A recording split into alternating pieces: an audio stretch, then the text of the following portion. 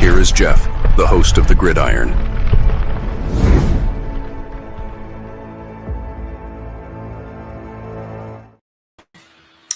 All right, baby. Welcome to the Gridiron. If you give this video a thumbs up or maybe share this video, that would be absolutely freaking awesome.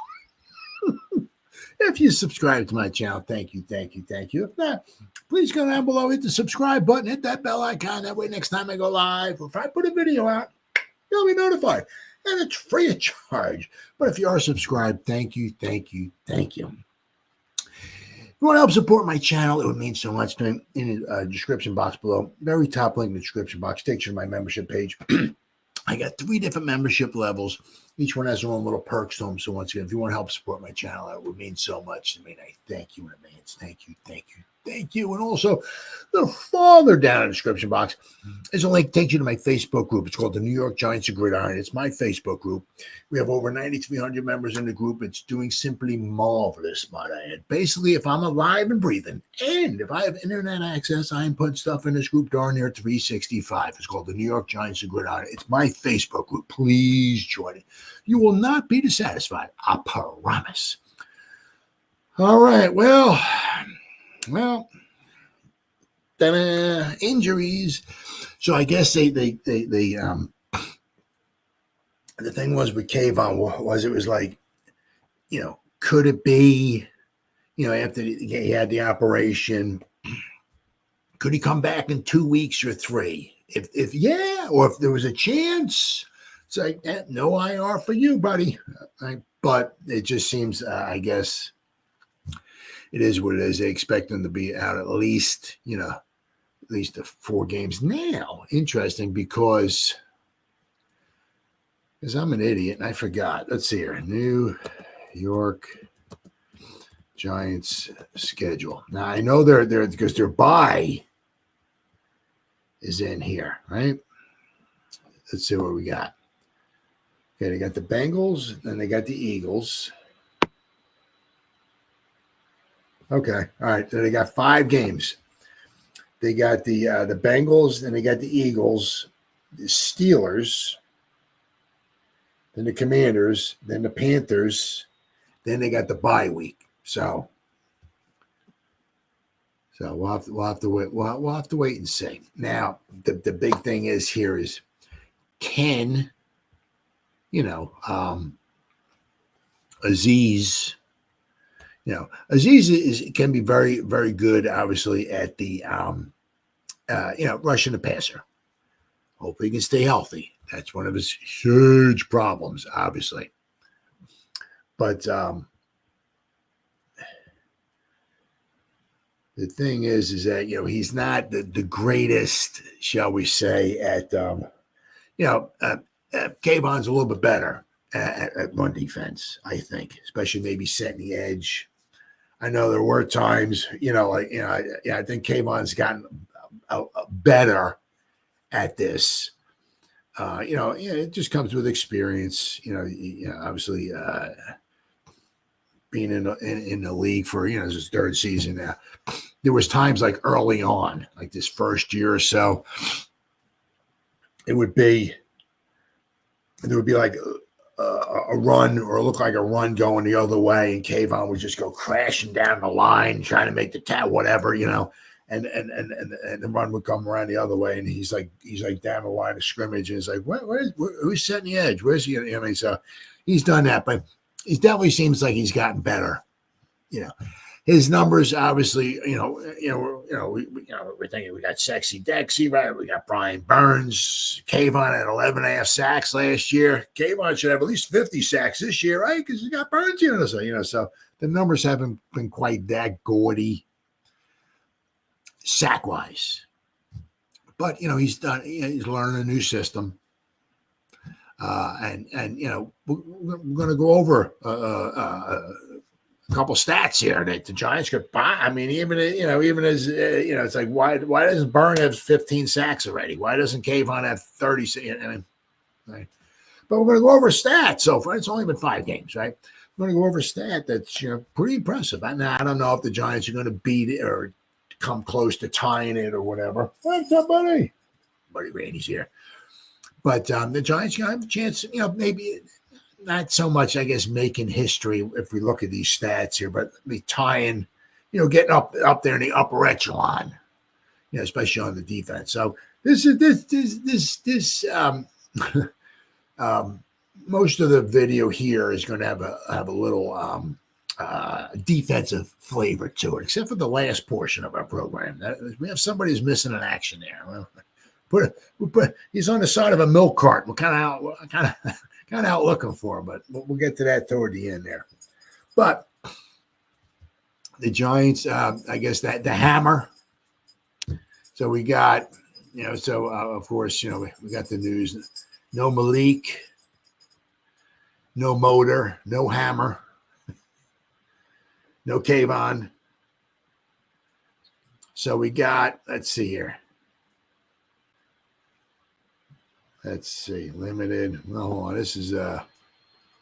Here we go. Nope. This is it. So the Giants obviously had to sign a punter. Matt Haack, I'm going to say, with the hammer injured. So, Haack has been around. He hasn't done too bad. He's been around since 2017. Came in with Miami. He spent, the first 4 years with Miami, then 1 year with Buffalo, 2021, right? So Shane and Dable were there, so they were familiar. So Buffalo. Okay. Yeah, all right.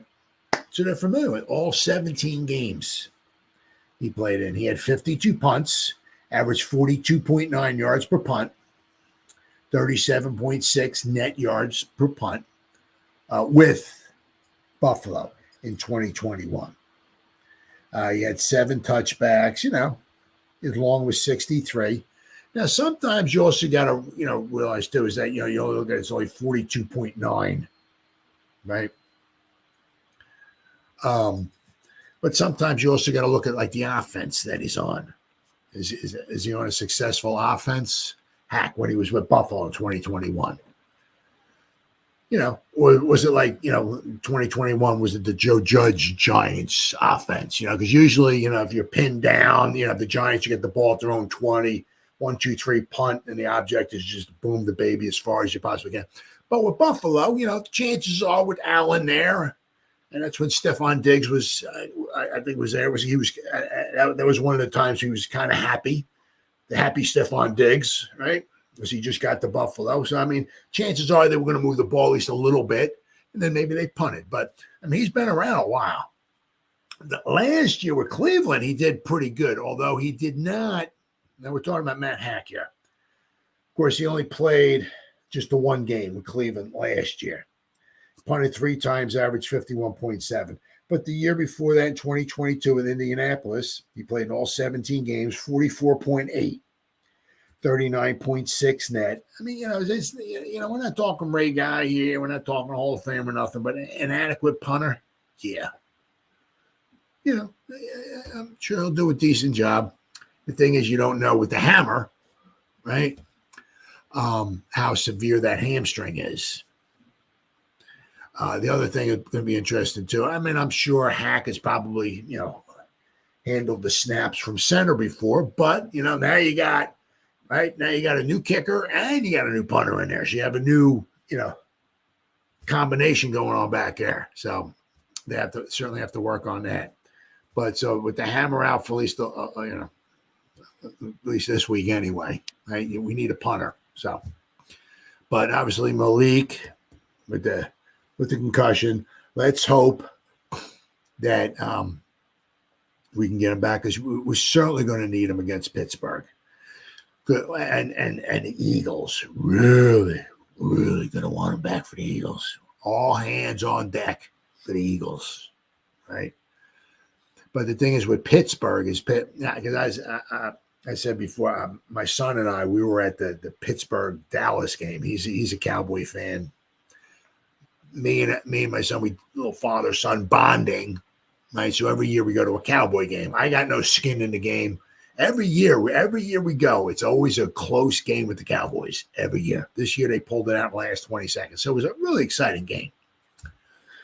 But going to the game in Pittsburgh, their offense is really not good. They have a very good defense, though. So when the Giants play Pittsburgh, I believe it's in Pittsburgh, the Giants are going to need to be able to move the ball. So hopefully we get Malik back by then. I mean, if Pittsburgh, they'll still score some points against us. But, I mean, I have a hard time believing, as long as we're relatively healthy, I have a hard time believing Pittsburgh is just going to walk up and down the field on our defense. I mean, they just Justin Fields, their weapons are just, it's just like Najee Harris is okay, but I mean, their running game is not super spectacular. I mean, it's just like, it's kind of like, I was just looking, I was like, man, they like suck. I mean, it's just really not good. But, hopefully, Malik will be back next week, because you figure if we can get him back next week, that's like 2.5 weeks, because he got injured on a Thursday, right? 10 days went by. He missed a game. Now it's another 7 days. Well, it'll be another 7 days. So I mean, it'll be a couple weeks. So hopefully next weekend they'll be ready to go. So keep your fingers crossed. But we got some Kayvon, Sink Motor. He's out with his groin. Let's see.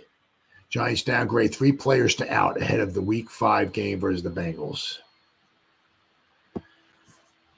The Giants injury report took a downward turn Saturday as 3 players who were listed as questionable on Friday were downgraded to out.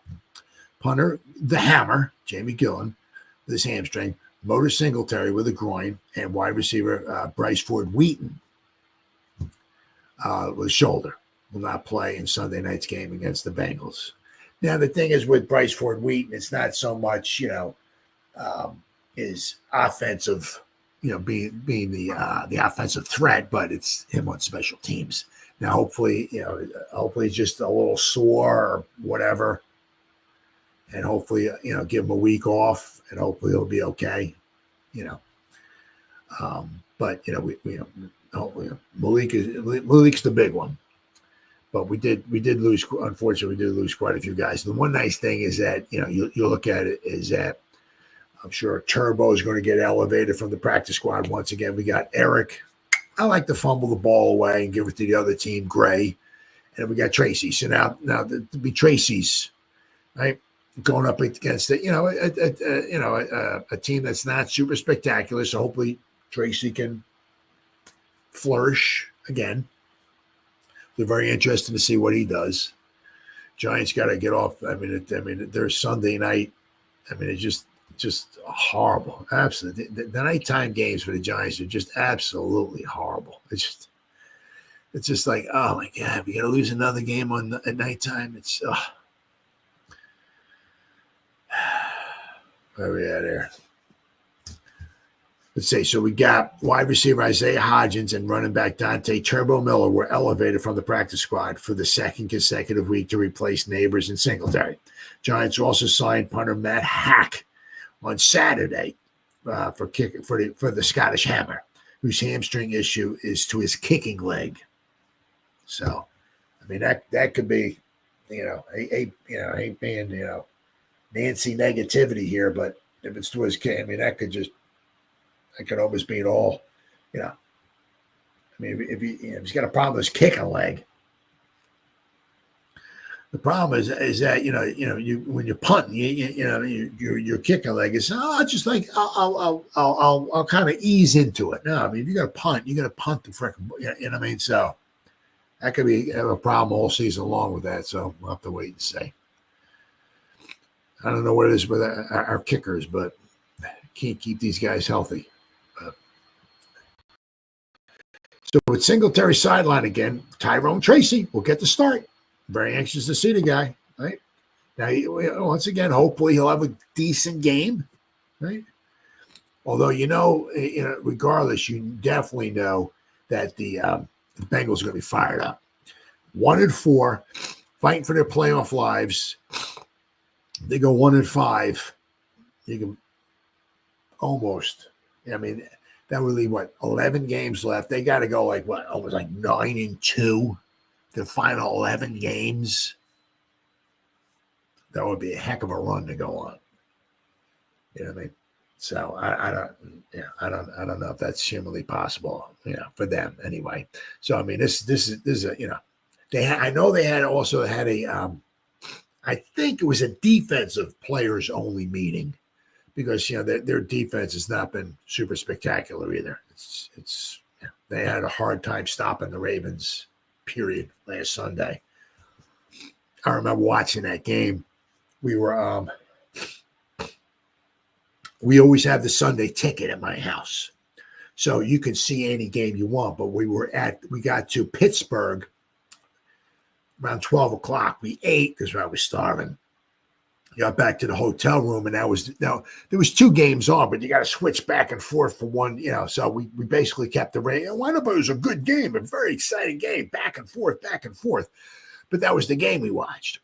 But I mean, the Bengals just had a hard time. I mean, it's understandable.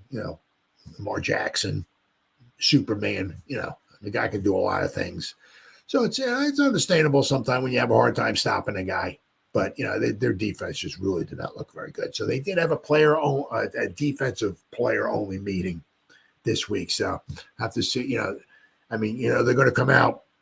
They're going to give it their all. Now, is it going to be good enough? Who knows? Excuse me, guys. Hold on. I went to Pittsburgh and I came back and I had a cold. The only thing I brought back from Pittsburgh was a cold. I apologize.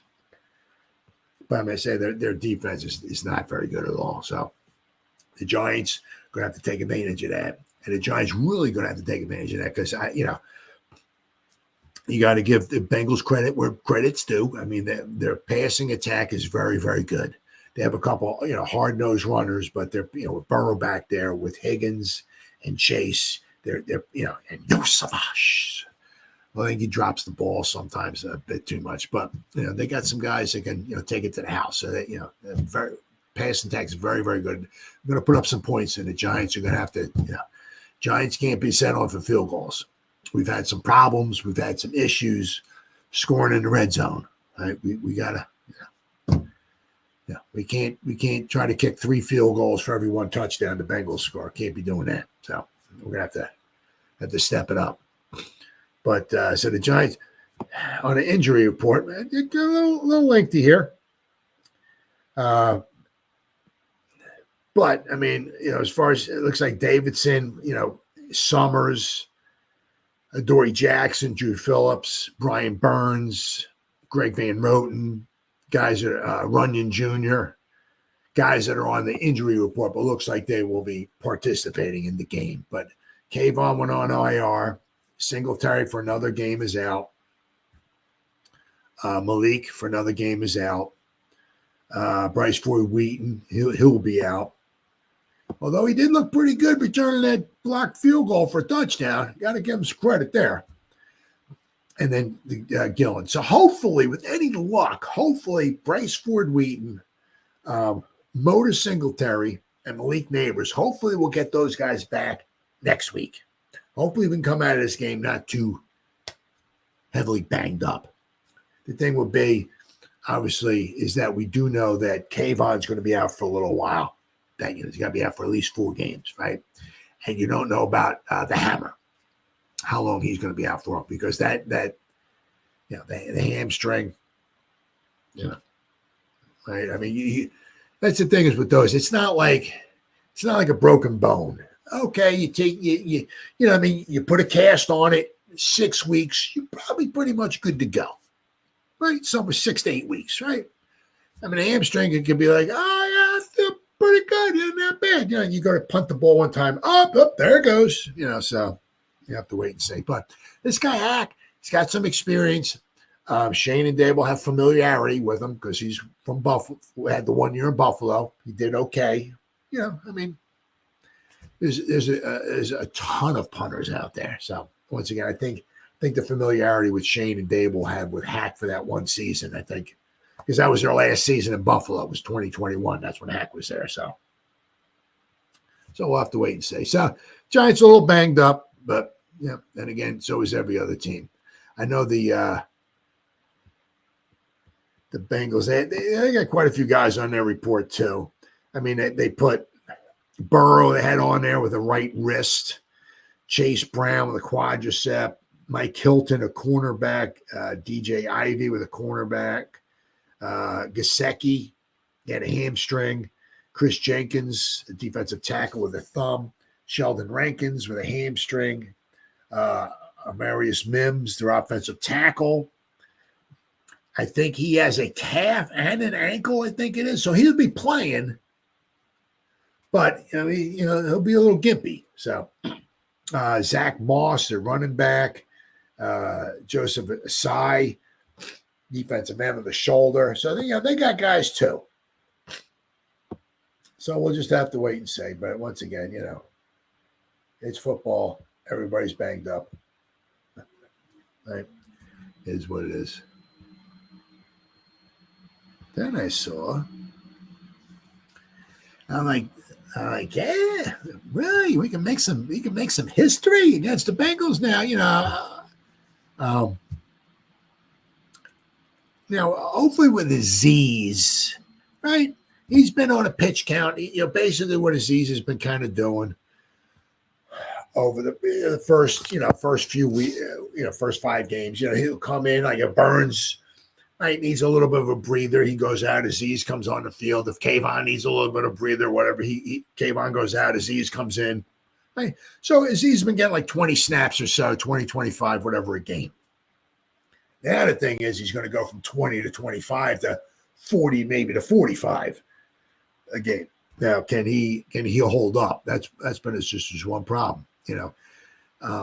There have been times, obviously, when he's been healthy and he can look pretty darn good.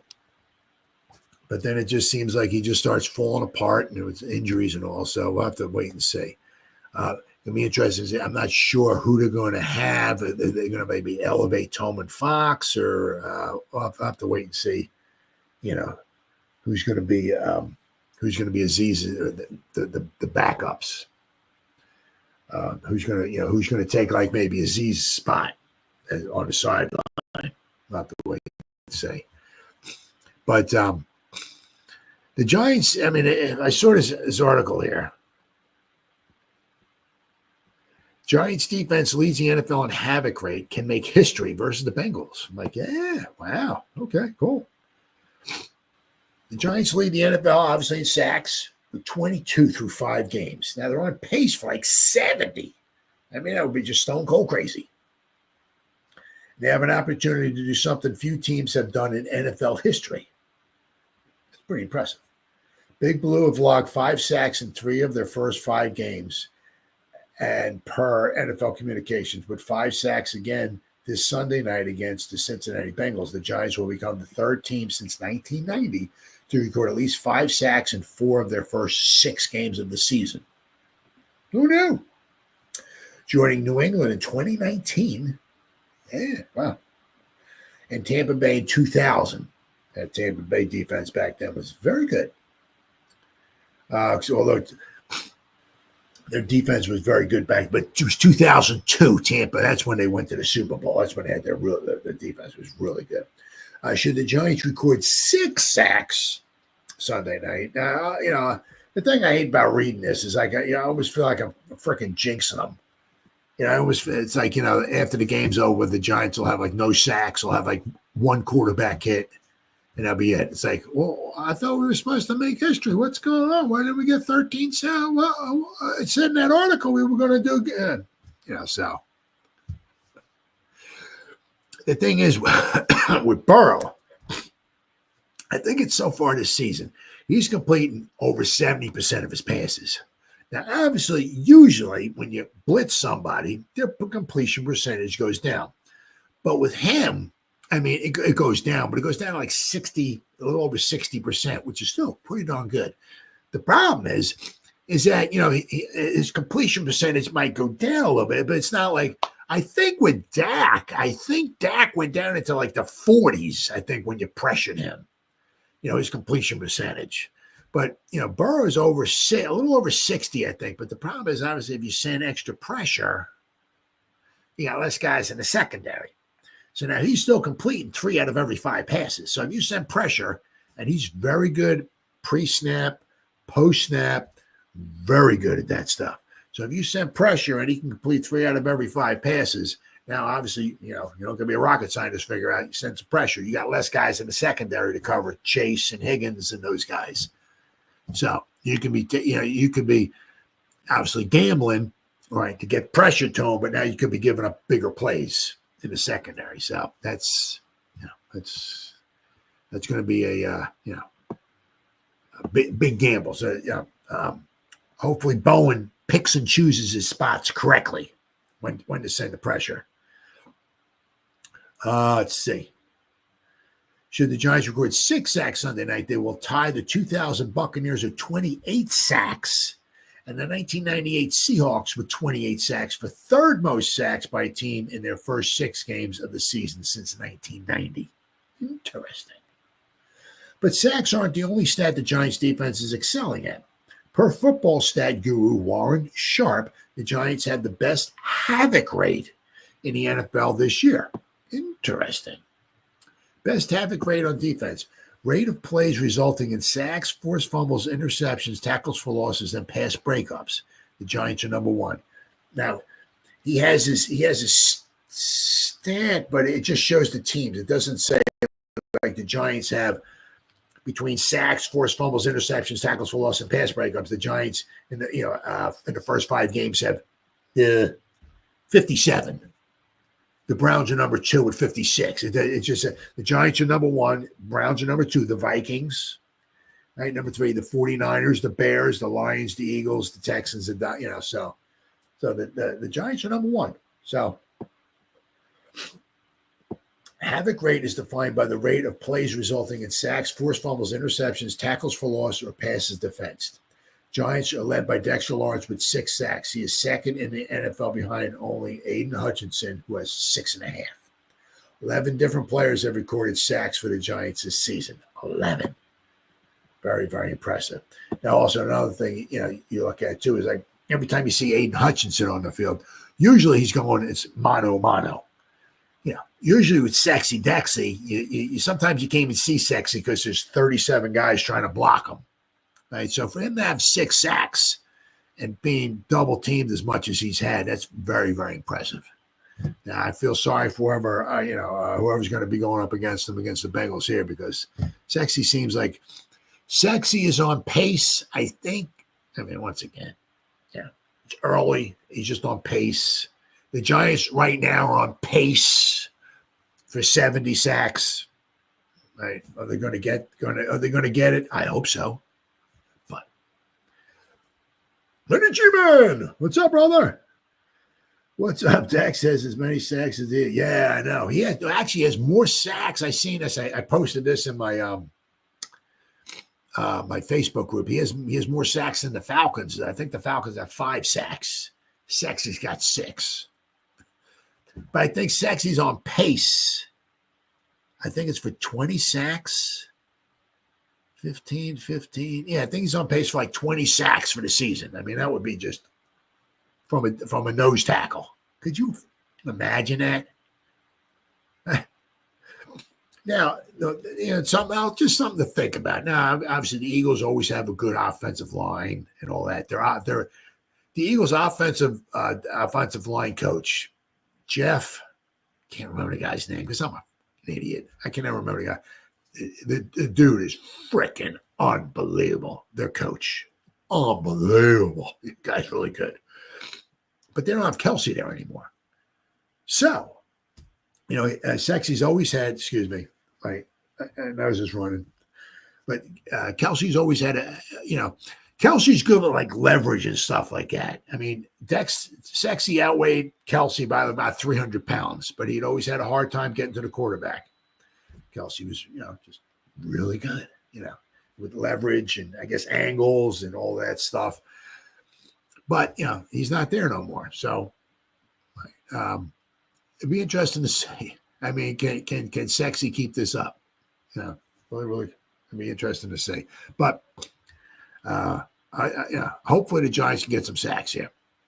Burrow's very good at getting the ball out. So the Giants only get a couple sacks. It is what it is.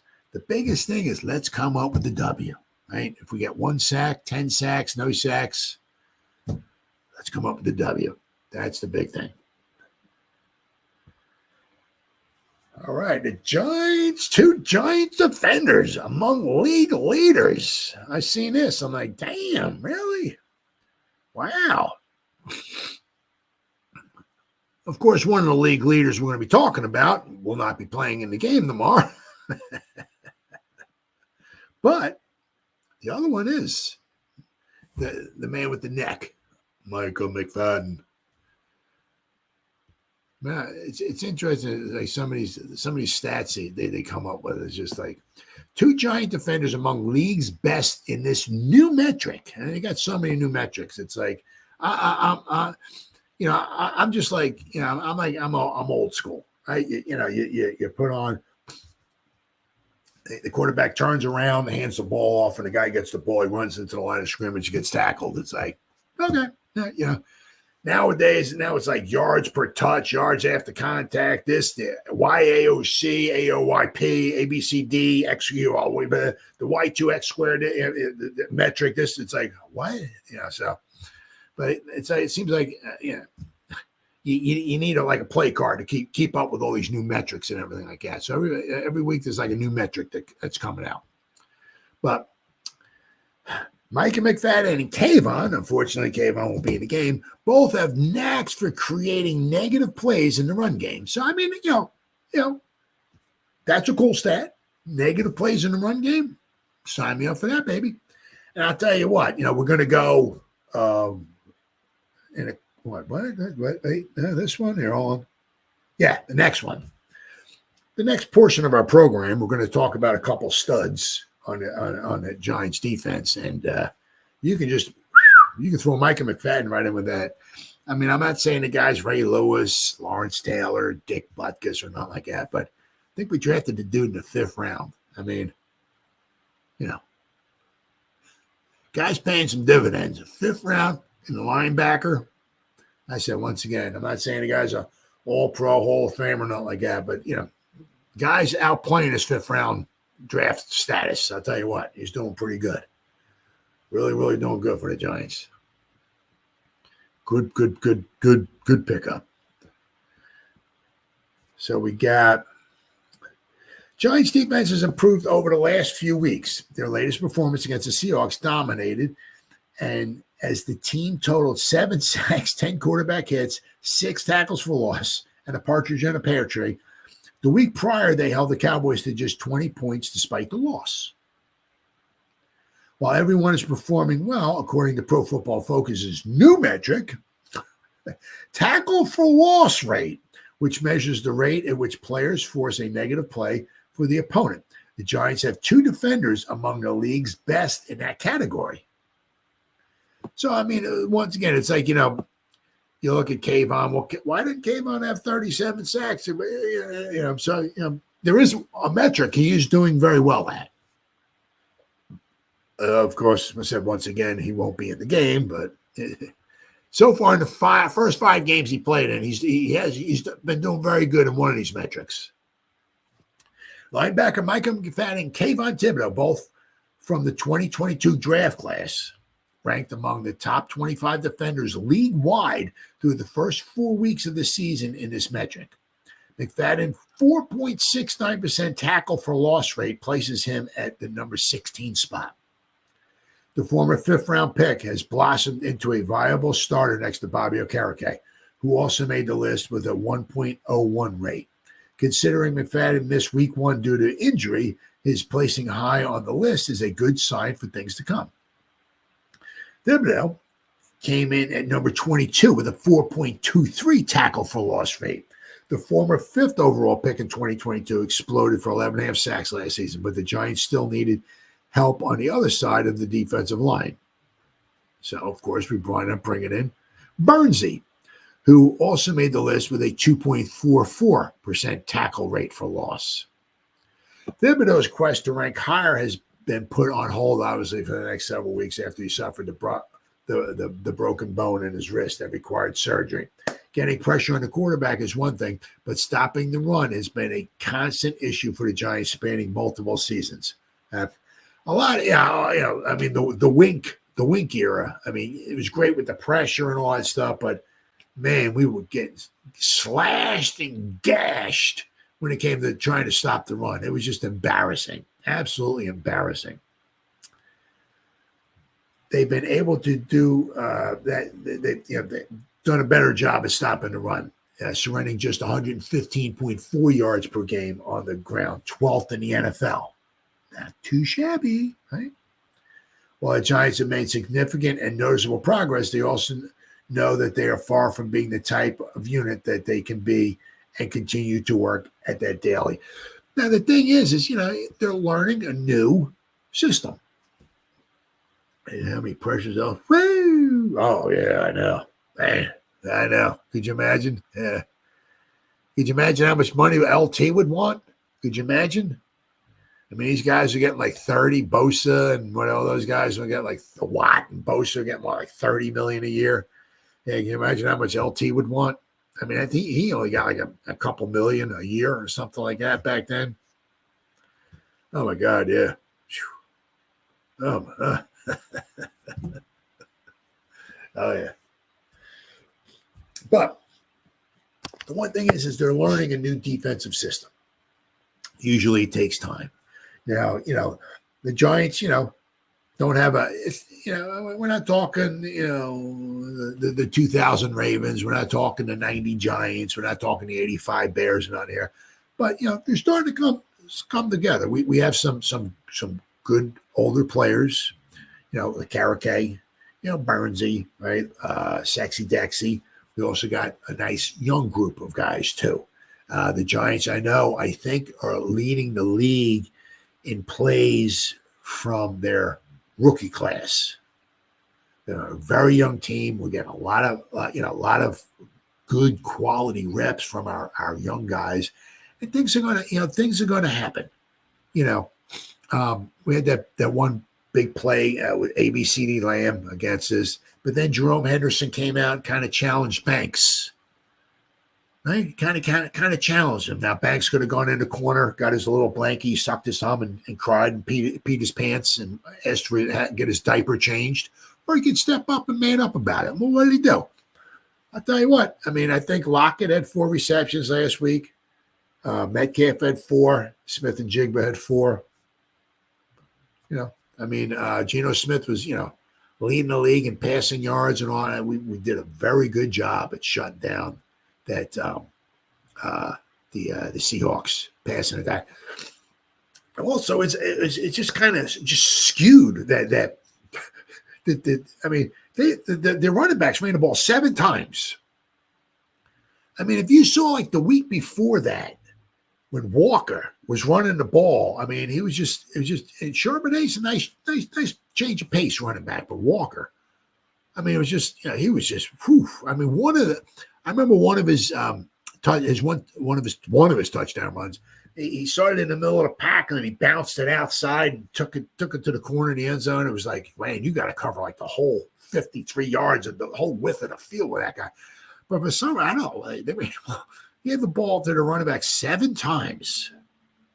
Wow. So that was another one of the reasons why the Geno threw the ball so many times. But Banks, seemed to elevate his play. Now between Flott, Phillips, Banks, not a bad group. Could we add some depth maybe next season in the draft again? Sure. I mean, I don't know if we're going to bring a Dory Jackson back in once again, but I mean, if you look at Belton, right? We got Newman, we got Javarius Owens, but Pinnock back there. Once again, if you want to draft another safety next year too, if you're not too happy with, if you're not too maybe over the moon with Trey Hawkins, draft another cornerback next year early on. If you're not thrilled with Javarius Owens, maybe draft another safety. But we've got a bunch of young guys there, especially Micah McFadden, too. Very young. I would love to see him draft somebody next to Sexy Dexy next year. We need another weapon on offense, whether that's a really good, scare the crap out of your running back, or a good receiving tight end. 1-on-1 coverage, Metcalf. Yeah. Oh, yeah. 2 catches against Metcalf. I mean, he did really good. Really, really did good. Well, he's going to have his work cut out for him. Because whether he's going up against Higgins or Chase, he's going to have his work cut out for him. I'll tell you what. But this defense is this brings me into my next portion of our program here. I seen that there was a little article. It was written on one of these guys, but I'm throwing both of them in here. Did the Giants? I tell you what, we might have really, once again, I'm not saying we drafted 2 Hall of Famers. I'm not saying we just drafted 2 perennial Pro Bowlers or not. I'm not saying that, but these guys here, Newman and Phillips, and I said, you also, we want to throw McFadden in there, a 5th round pick, I mean, not too bad. Not too bad. I said, we got Pinnock, right? We just drafted, I said Newman for the safeties, right? They drafted Flott 3 years ago. We drafted Phillips this year. We got Banks 2 years ago. So we got our cornerbacks. If you're going to have 1, 2, and 3, you got Flott, Phillips, right? And Banks, you got a first-year guy, second-year guy, third, young. Very, very young, right? Kayvon's 3rd year. McFadden's third year. We got a lot of young guys. So each year we're in pieces. But I'll tell you what. I mean, the 2nd and 3rd round pick. I tell you what. I think we might have hit it out of the ballpark with these guys. Once again, I'm not saying. We got Troy Polamalu back there, and Andrew Phillips is the next coming of Deion Sanders. I'm not saying that, but these guys look pretty darn good. It's just a shame because Phillips was really doing good. I mean, he was really doing good. The first week, what the hell did he play the first week here? Do I got it up here? Phillips. What did he play?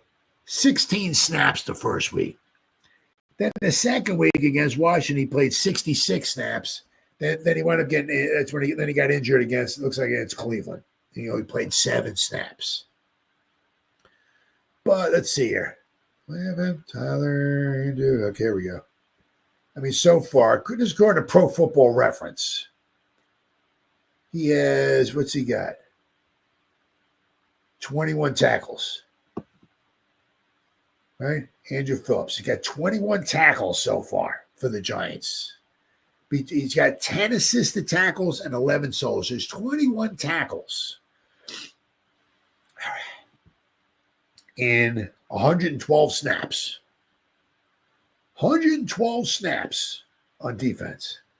What do we got?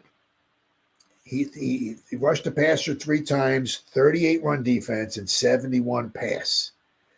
So he's 112 snaps. He has 21 he's been on 21 tackles. So if you just take that and you multiply that by say 8, or just say 7. If he played every snap, right, which I know he can't because he's missed time and he's injured and all that. So if he played almost every snap for the whole season for the Giants on defense, he's on pace for 140, 150 tackles for the season. I mean, that's just out of a slot cornerback. I mean, that's pretty damn impressive. We're not talking middle linebacker, right? Middle linebacker like with Ray Lewis, right? With the 2000 Raven defense, where they had Tony Siragusa and what the heck's the other guy's name? I can't remember the other guy's name. They had 2 guys, Ray Lewis, in front of him, 2 defensive tackles. Siragusa was about 1,300 pounds. The other guy was, I can't remember the guy's name. He was about 17,000 pounds. So those guys were occupied. Actually, Syracuse would like eat some of the offensive linemen, and the other guy would just like maul them into the ground. So Ray Lewis could run all over the place and make tackles. So Ray Lewis would have 15 tackles in it. Well, that's because nobody would block him, or some cases could block him because he was very good.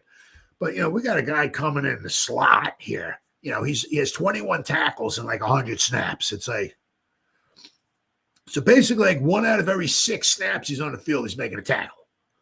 I mean, that's pretty impressive for a rookie. Now I said, the shame of it is he's only been on, let's see, Andrew Phillips. I said he was week 1, he only played 16 snaps against the Vikings. Then he played 66 against the Commanders.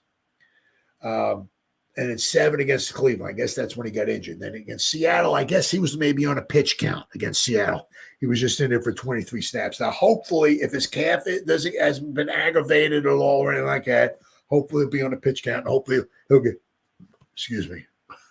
hopefully he'll get 30, maybe 40 or so snaps. He'll be on hopefully his snap rate will go up. But tell you what, this dude is, and you got a Pro Football Focus. Once again, just Pro Football Focus. That's all. But Andrew Phillips, week 1 against Minnesota, just 16 snaps. He graded out at 84.3. Week 2 against the Commanders, 70.7. Week 3 against Cleveland, 76.7. Last week, he came back, a little bit of a calf issue, right? But he's still 64.3. His tackling grade last week was an 86.3. His coverage grade against Minnesota was a 90.9. This dude is holy crap. Let me tell you what. I said once again, I'm not saying he's a Hall of Famer, but I tell you what, this guy looks like a heck of a draft pick. Heck of a freaking draft pick. Let me tell you freaking what. Man, between Banks, I'm not saying Banks is but Banks is a solid cornerback, right? We got some cornerbacks. We got some good young cornerbacks that as time goes by, are only going to get better. As time goes by, more experience, more knowledge, more familiarity with the Shane Bowen defense, right? They're only going to get better, right? Then I said, then the other guy is Nubin. Now in this article, they're talking about Nubin. I said the Giants may have landed another defensive gem in the second round. They're talking about Nubin here. So obviously, when the Giants let star safety Xavier McKinney depart in free agency, I'll tell you what, McKinney's good for him. He's paying dividends. Let me tell you what, he's 5 games. He only has 5 interceptions in 5 games. Every game he picks off a pass, it's like, wow, that's pretty good. So so far, Green Bay's got their money worth from him. Let me tell you what. McKinney was a standout player, collecting 5 interceptions and 14 tackles in the first 5 games of the season. But drafting Tyler Nubin, a new direction for the Giants. Instead of going after another veteran, the Giants used their second-round pick to draft Tyler Nubin out of Minnesota. Nubin, a team captain in college known for his ball-hawking abilities, has been impressive in his rookie season so far. While the drop-off between McKinney and Nubin is evident for the time being. It's evident. Now, McKinney's on the top of his game when McKinney's at the best of his will Nubin ever be there? Maybe not. But will he be close? I wouldn't doubt it. Can he be as good as McKinney? Possibly. Yeah, he certainly could be. Time will tell. But McKinney's in his 5th season. Nubin's just played 5 games so far. So, let's see. While the drop-off between McKinney and Nubin is evident, particularly in terms of experience, Nubin's athleticism and football IQ are undeniable. And he's back there. It's just, you listen to the other guys, they hear him. He's vocal and all, and So, he's on the upswing. He's looks like a good pick. Good pick. Nubin has been a key contributor to the Giants defense, racking up 24 tackles with an impressive 6.5 missed tackle rate over 306 total snaps. His ability to step in and make an impact so early in his career is particularly striking, as he has emerged to outpace veteran linebacker Bobby Okereke in tackles. I mean, that's freaking crazy. You think of Okereke, it's like he's a tackling machine. Well, he's right now he's on pace to out tackle Okereke. That's freaking crazy. A rookie, 5 games in, freaking crazy, huh? How crazy is that? Good draft pick. Solid coverage and defensive presence. In coverage, Newman has held his own, allowing just 66 yards on 6 receptions and preventing any big plays over 22 yards, which is freaking huge considering he's a safety, right? He's primarily lined up as free safety, where his ability to provide competent coverage has been complemented by his strong tackling and run defense. This balance of skills has helped the Giants maintain stability in a critical position. You got that right.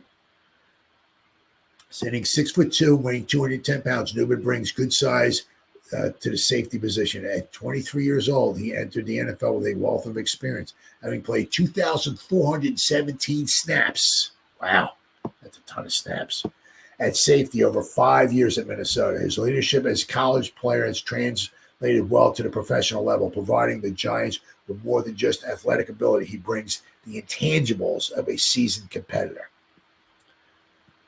Heading into the season, the Giants' secondary was a primary area of concern. The team hoped that Deonte Banks would solidify his role as the top cornerback, and while Banks has had some ups and downs, he showcases potential with a standout performance against the Seahawks. Meanwhile, the Giants have been experimenting.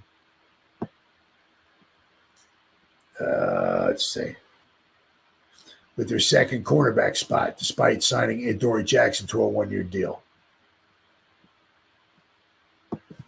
What makes Newman's performance even more impressive is that he's part of a rookie class that has already exceeded expectations. It's rare to see so much value from rookies, particularly in positions like safety and cornerback, where the learning curve is typically steep. The Giants haven't even fully integrated rookie third-round pick Andrew Phillips into their defense yet, leaving room for even more improvement as the season progresses. The Giants can stay healthy and maintain consistency. The defense has the potential to become much stronger than initially anticipated. With players like Newman stepping up and providing stability in the secondary, the team may have found a way to fill the void left by McKinney's departure while building a bright future for their defense. Absolutely. And I said the same thing as, so you can throw McFadden in there as well, too. I mean, McFadden, a 5th-round pick. Once again, I'm not saying he's Lawrence Taylor, not like that, but, 5th-round pick. I mean, and this is what you got to get. You got to get your young guys, the guys that are making $800,000-$900,000 a year. You got to get, because you can't pay everybody $30 million. Right? You got to hit on these draft picks. And you got to get stuff from them. And then when it's time to pay the piper, well, that's when you got to start making those decisions, those hard decisions. Who do you sign? Who do you let go? It is what it is. I mean, I know for like the longest time, the Giants would always draft like defensive tackles. I mean, like Dalvin Tomlinson, right? We had Hankins, we had Hill. Remember, we had Hill, we had Dalvin Tomlinson. We drafted a lot of these defensive tackles, like in the 2nd round or so, whatever, and they were good, but we'd get them for 4 years and we just let them go. We try to redraft somebody else to take their place, So, but it's a good problem to have. It's like, God, we drafted too good. We got so many good guys. How are we going to pay all these guys? They're so good. That's a good problem to have instead of we suck. We ain't got nobody. We got to draft in the top 5 for the next 10 years to get a good team. That's not what you want. So I mean, you got to get Shane and the drafting and the scouts and all that. You got to give them some credit because I tell you what, I mean Malik. I mean, come on. Once again, I'm not saying he's Jerry Rice or not like that, but we got a weapon with Malik, Phillips, and Newman. I mean, we got the top 3 picks. Look like we hit them out of the park with those guys. And let's give Theo Johnson. I mean, actually had 5 I think it was 5 receptions last week. So maybe hopefully we can keep building on that. Right. But I really would like us to maybe next year forget we need another weapon. we can get a good receiving tight end, good receive, that would be cool. I'd be probably pumped up about that. But speaking of weapons, if you go to Wawa, or which is where I got around where I'm at, or you go to Walmart or any of your local convenience stores, and you pick up a carton of milk, and you see a guy on the side of it. Looks like this guy right here, right? Missing in action. Has anybody seen this guy? I'll tell you what. I got an article. Yeah, I'm gonna read. Shows. I mean, obviously last week because Malik wasn't in there. Hyatt was in there for a bunch of snaps, but he has nothing. I mean, also I look last season. If you look at the last season, the first 5 weeks last season, he only had like 4 receptions. Let me pop this up here. I gotta find it here.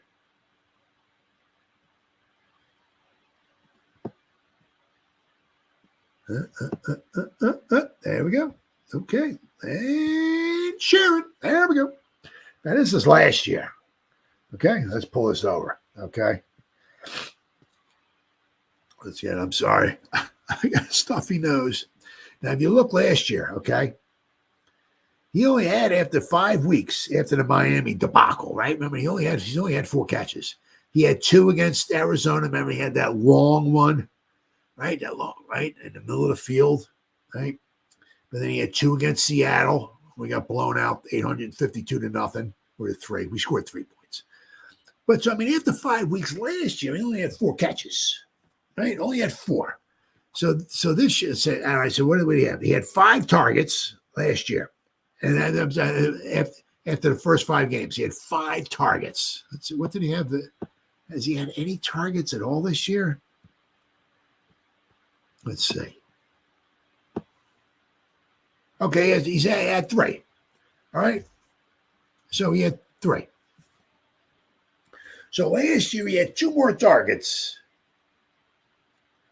than he has this year. The problem is this year he has no receptions, as where last year he had 5 targets, he had 4 receptions. So, I mean, last year he had 23 receptions. He had 40 targets all year, 23 receptions. Now the thing is that you're always, what do they say? You're always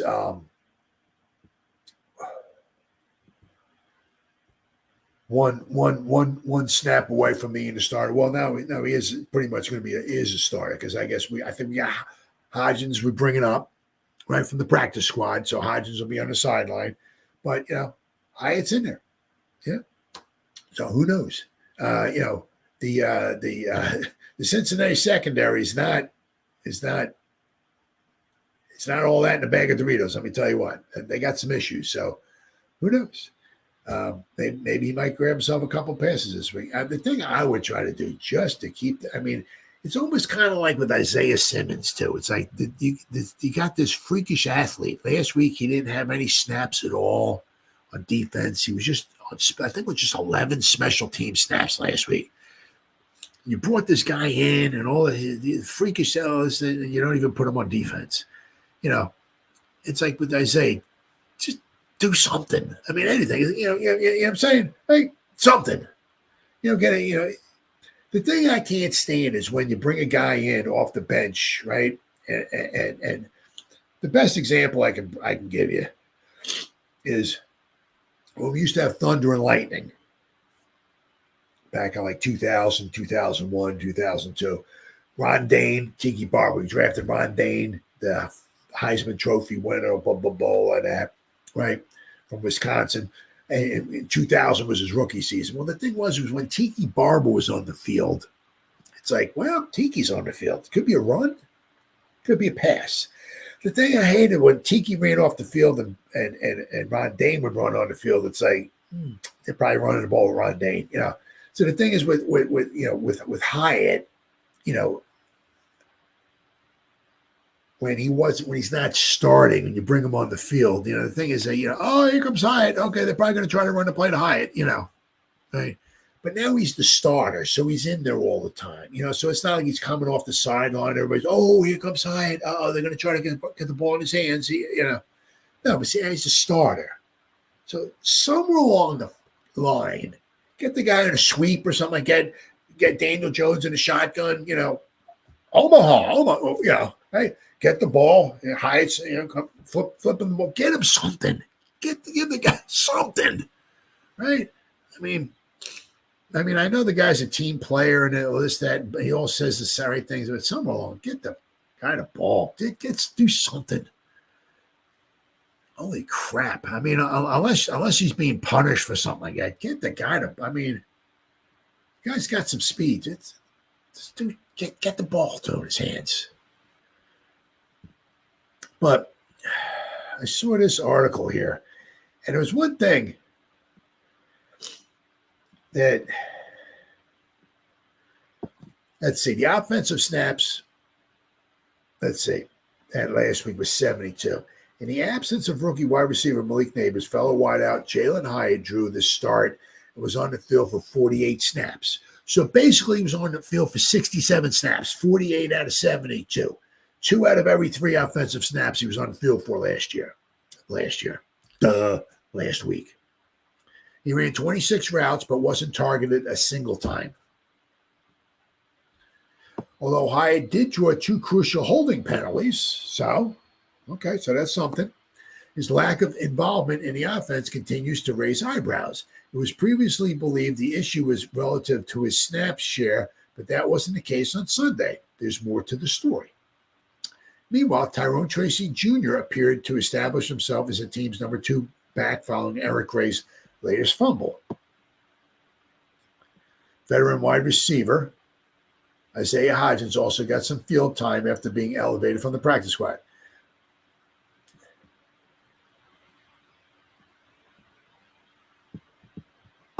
Let's see.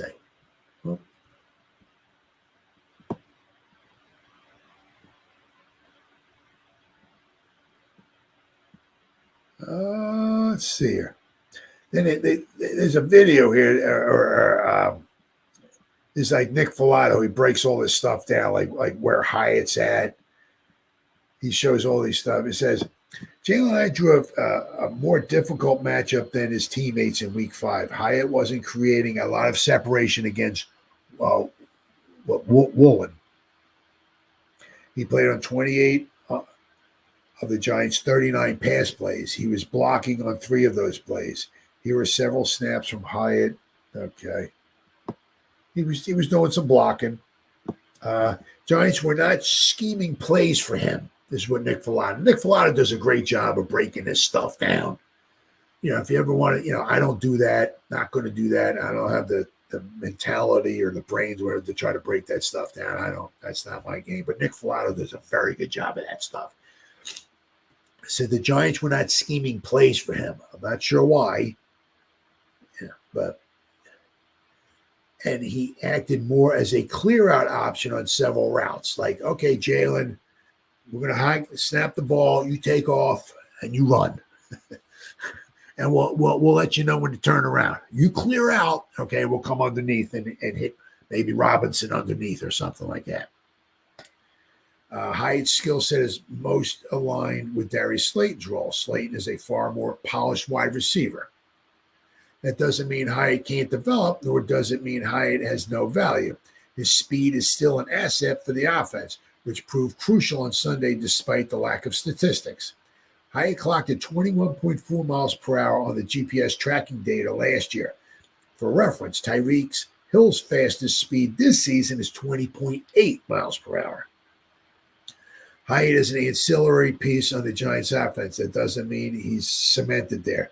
If New York keeps attempting to push the football down the field, Hyatt will benefit, leading to points for the Giants. He's still competing his backside off as a blocker and drawing penalties due to his speed. He just hasn't arrived yet, as the preseason hype suggested, and some of that is due to circumstances. So, things just didn't work out for him I mean, he was on the field for 48 snaps. Some of them were running were running plays. There was a couple times he drew penalties, which is huge. Of course, it doesn't give him any type of stats at all or anything. But and what Nick Falato was talking about is like Jalin might have been over here. Jalin, run as fast as you can. As soon as we snap it, right? You take as many defenders with you as you possibly can. And I'm going to clear out underneath, whatever, Wandale or Theo or whatever is going to run up the seam or something like that. You clear out. We're gonna have somebody underneath catch a pass. So things just didn't work out for him. So hopefully this week we have an opponent with a bad defense, with a relative, a weak secondary. Let's see, maybe Jalin can get on the board. Because I said, just think, is that last year he only had 5 targets after the first 5 weeks. This week, so far, he has according to PFF, he has 3 targets. So he's not off by much. Although he does seem like he's missing in action. The biggest thing that's missing in action is receptions. Last year, where he had 4 receptions after 5 weeks, he has nothing. He has nothing at all. So can he get on the board this week? Let's hope. I'm certainly pulling for him. The guy seems like, a huge asset. Doesn't seem like he's going to be a number 1 wide receiver for us or something like that. But when you trade up, in the 3rd round to get the guy, and I realize you can't hit on all your draft picks. I get it and all that, but man, I don't know. It just seems such a shame. I mean, we're almost halfway into his second season. Not halfway. We're almost a third into his second season. It's hardly even using the guy. It's like such a shame. But tomorrow night, I'll be on after the game's over with. Let's hope the Giants get off the snide here with these Sunday night, these nighttime debacles that we usually wind up having. We got a wounded Cincinnati Bengal team coming in, right? They're jonesing for a victory. They're 1-4. They go 1-5. They realize that their chances to make the playoffs are probably slim and none, right? So they're going to come in and they're going to give it their all. Huge game for the Giants. If we can win this and go 3-3, it'd be freaking huge, freaking awesome for the Giants. So Sunday night, I'll be back again after the game, and let's hope that the Giants can pull off the W. So whoever spent any time listening to me live, thank you. Or if anybody's going to spend any time watching the replays, once again, thank you so much from the bottom of my heart. It means the world to me. Thank you. As always, you guys stay safe out there and go Giants. Woo! Oh, yeah.